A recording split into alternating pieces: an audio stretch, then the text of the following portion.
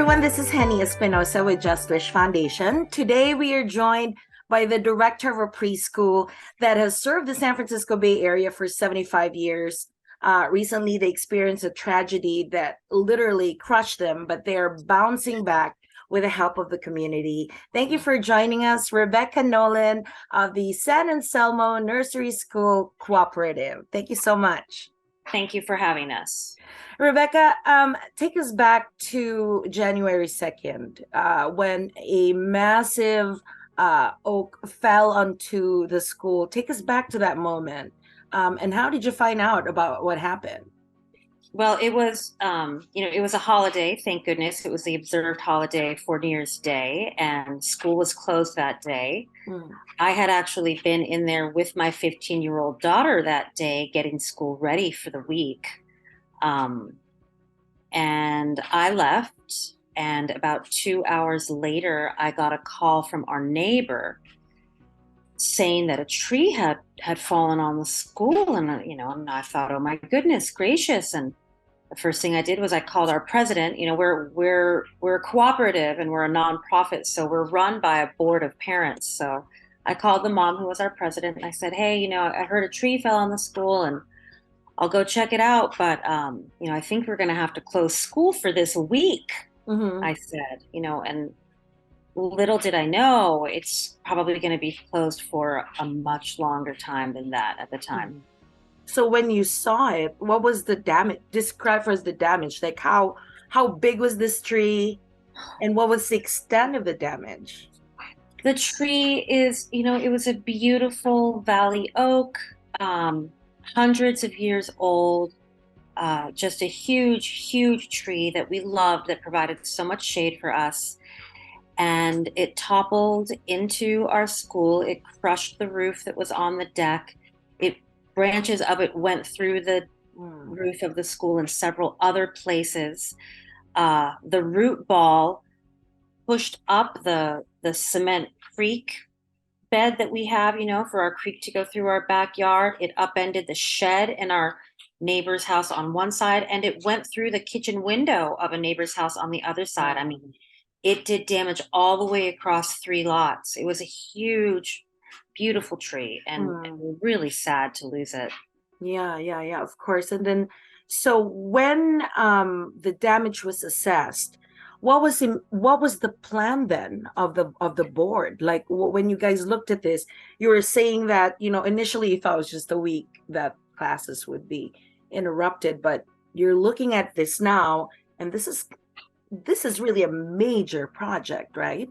It is. It's To a really repair, big project. I mean, we are going to have to tear down the back third of the school. And luckily, we don't have to tear down more. I mean, one of the people who looked at it thought we might have to take the whole school down. There might be, structural damage, which would have just broken my heart because, the parents we've been a cooperative for so long, and the parents who had the school in the 60s, rented it first, and then they put a down payment on the house in the 60s, and parents in the 70s remodeled it, and there's beautiful redwood siding and redwood beams, and it's stuff that you don't get anymore, especially, if you're not wealthy, you can't get those kinds of things anymore. So I really didn't want the whole school to get torn down, but luckily it's really only the back half that is kind of, it was an add-on later, and we're going to have to tear that down.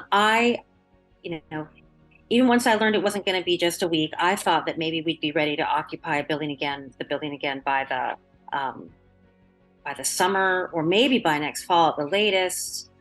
An architect who recently looked at it, who's also a dad at our co-op, said you might need to be prepared for 18 to 24 months, considering supply chain issues and how very busy construction workers are all over the Bay Area. There's so much work that needs to be done. Yeah. And the fires that happened and the damages from this. So, we're going to try to find a temporary site and just power through until we get our beautiful school rebuilt.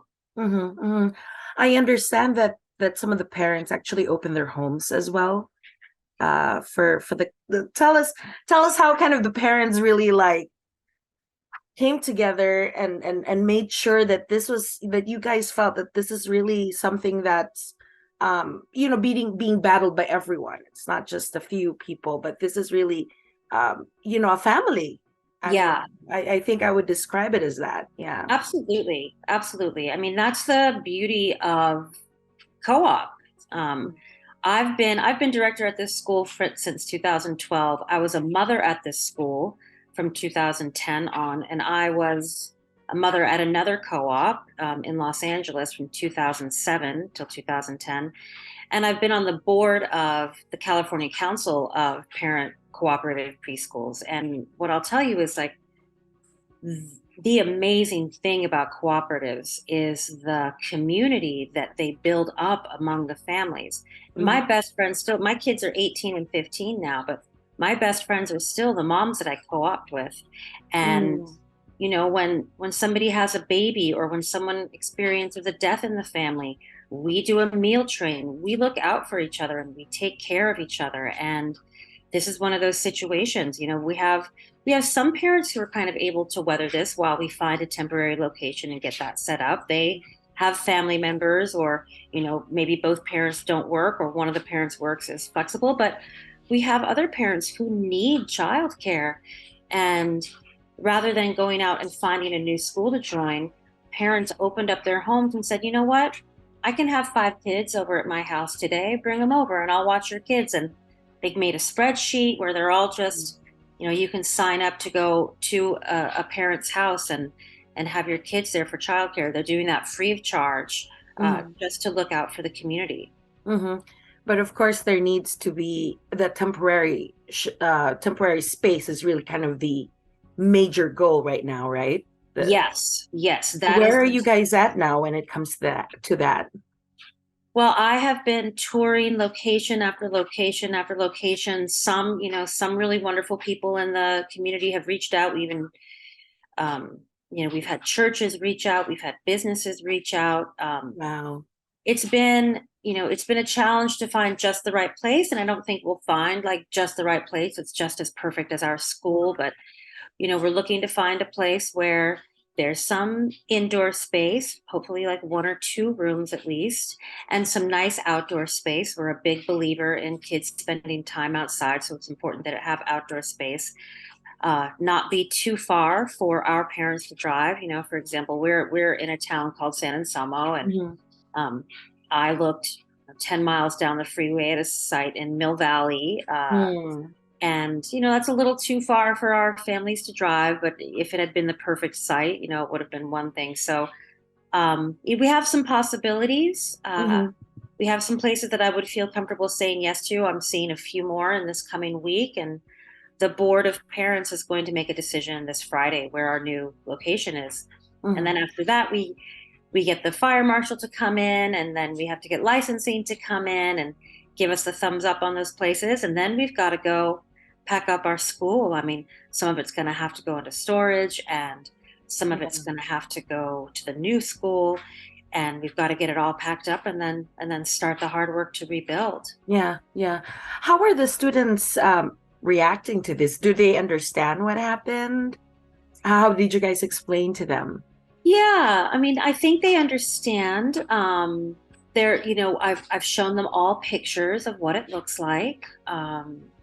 And I know that some of them are missing school terribly. Yeah. Um, we had a fundraiser at a pizza place last week, Wednesday night, and Mhm. one of the children, he was in his mom's arms, and he saw me, and he reached his arms out to me, and he just put his head right there and just rested his head there for like 5 minutes. And they miss their community, they Yeah. miss their teachers, and they miss their friends.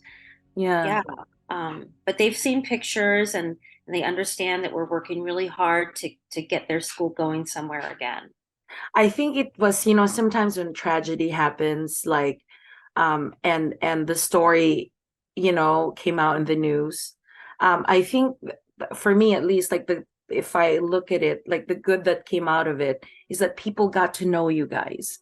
I mean, on our end, like we didn't know about you guys, and when we heard the story, we were really moved We well, first of all, we were also we were heartbroken with what happened, but we were also moved by how the community Mm, kind of is rallying around you guys. And whether they've known you guys for years, because you guys have been around for 75 years, maybe some of it is personal because maybe their parents went to, you know what I mean, like they went to school there, or their children went to school there. But for people who completely have no do not know you guys, like it touched people, when yeah. they hear about the story. And I think um, hopefully the community really follows through and rallies with you guys until you find, that temporary space. And then obviously the long-term goal is to get the place repaired.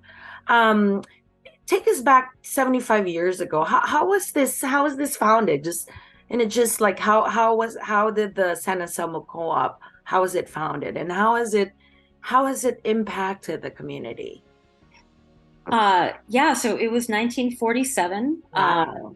And actually, a lot of parent cooperative preschools kind of came out of World War II, Mm, where there were a lot of fathers gone and mothers being asked to join the workforce. And moms just started getting together and watching each other's kids. And it grew into an official form of preschool called mm, parent cooperative. So, the model is that every parent works there 1 day a week.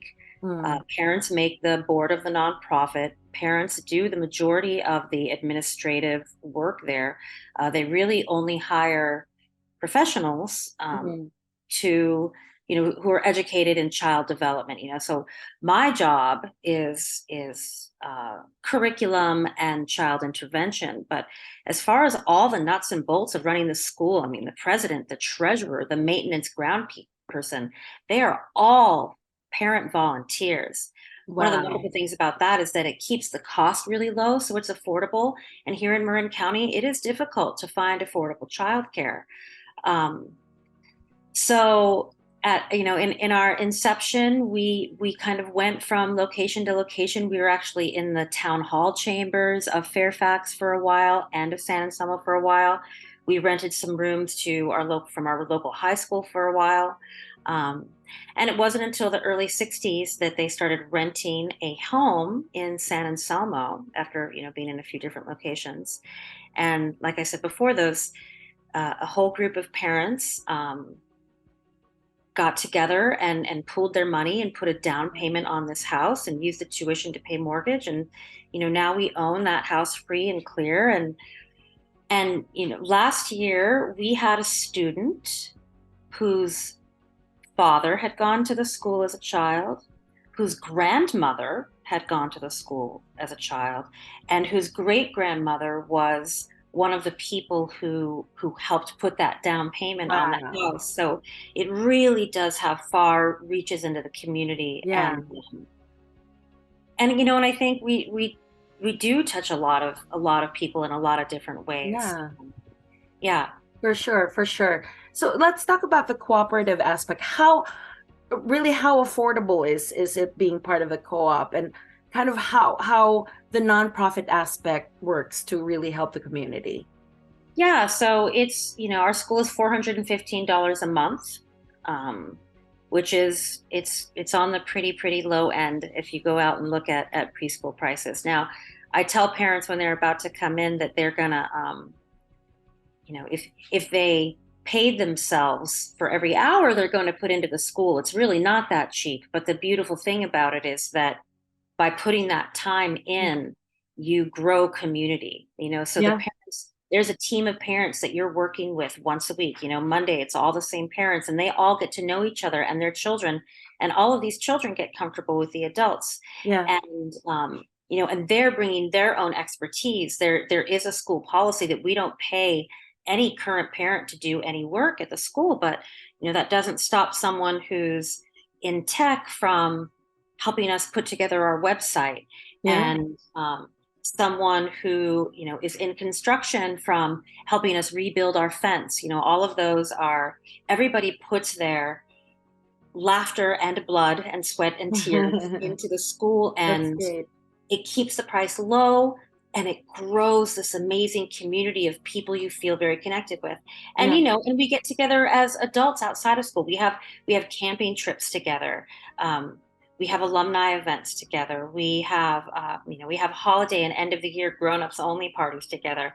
It really forms friendship bonds that last lifetimes. Yeah, and that's, you can't put a price on that. That's really simply, I mean, that's the best scenario, especially for families who feel like they don't have a sense of community yet, Yeah, like new parents maybe, yeah, absolutely. it's just, if there's really one word to describe it, it's really family. So anyway, Rebecca, I like I said earlier, I feel like the community needs to hear more about your story. I think the more people hear about the good work that you guys do there, hopefully the community will really help. Is there any way that the community, when they see this, how can they help? How can they reach out to you guys? Well, we have a website that I encourage people to go to check out our school. And that website is sananselmocoop.org. So it's Mm,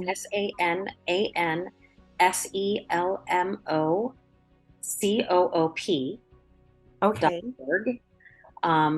And we are trying to raise money. We're fortunate that we have insurance, and that will pay to repair the school in a lot of ways. Um, we're slightly worried because there is a cap, and it is extensive damage. And we're also hoping to use this opportunity while we're out of the school, while it's not being occupied, and while there are builders in there, to do some upgrades to the school. Yeah. Our windows are old and drafty, and we have dry rot in places and those things aren't going to be covered by the insurance. So we're trying to raise extra money so we can upgrade the whole school so that when we come back, it's even better, the building. Yeah. Bigger, better, and longer, and here to Yeah. stay for what, Yeah. 75 more Another years, right? 75 years. That's right. Thank you, Well, Hannah. anyways, thank you so much, Rebecca. You're such a delight to talk to. And, we at Just Wish Foundation, Mr. Jack Wu, we would like to do our part by sending you guys a monetary donation. But you have our love and support. And, hopefully more and more people hear about you guys, really to just step up, because this is a community gem. I mean, it's been around for 75 years and has touched so many families, have helped so many families. And, you know, if there's a community gem, we all need to rally around it to I'm make sure that it stays for years and years and years to come.